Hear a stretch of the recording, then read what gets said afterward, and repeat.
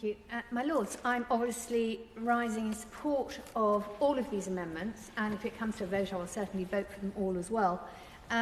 It's a pleasure to follow the previous three speakers. I admit that we're a strange bunch to be putting amendments, and I very much look forward to, after the Noble Lord Blencathra's excellent opening speech, I look forward to working with him on the Environment Bill. I'm sure we'll have lots to agree about. Astonishing, isn't it? It's worth saying, yet again, that we are in a climate emergency. Gone is the time for large-scale projects like this. So mega projects, new airports, new roads, it's just not the time. You know, we really have to cut down. It's a time for creativity and adaptation and transformation. As well, keeping things local, whether buying or producing. And Amendments 5, 6 and 7 would at least protect against some of the worst damage and legally require effective mitigation of the damage. Now, I know that HS2 makes lots of promises, but unfortunately it often breaks its promises as well. And so it is down to the government to make sure it doesn't.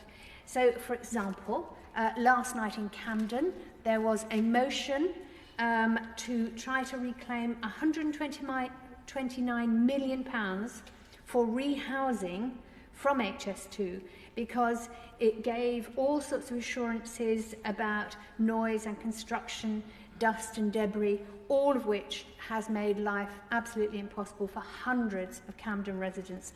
So every single political party unanimously agreed that HS2 was at fault and they would try to reclaim the money. So we have to accept that HS2 doesn't live up to its promises, and we have to, here and in the other place, try to make sure it does.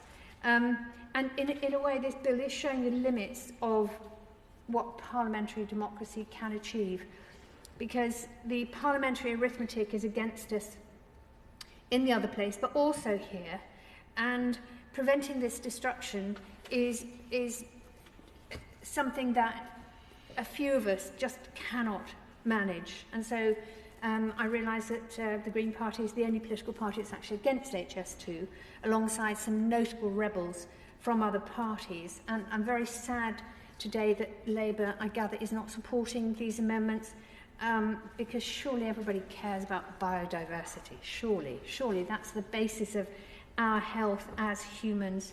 And I do want to pay a very special tribute to all the campaigners against HS2, some of whom are exposing themselves to great physical, mental and financial risks. And their work, like the work of so many activists on so many issues, is what inspires me and keeps me fighting here in the chamber, although today it's wonderful to have the support of other political parties. And you know, the Conservatives ran a shameless election gambit last year, claiming to put HS2 on hold, and they didn't so much as kick it into long grass as actually hide it in the grass until after the election, and then they went ahead with it. So they had full support for it once the election was over, and somehow not understanding what the loss of ancient woodland means. And I know, I have heard the argument that it is only a few and there's lots more and we can replace them, and all that is absolute nonsense.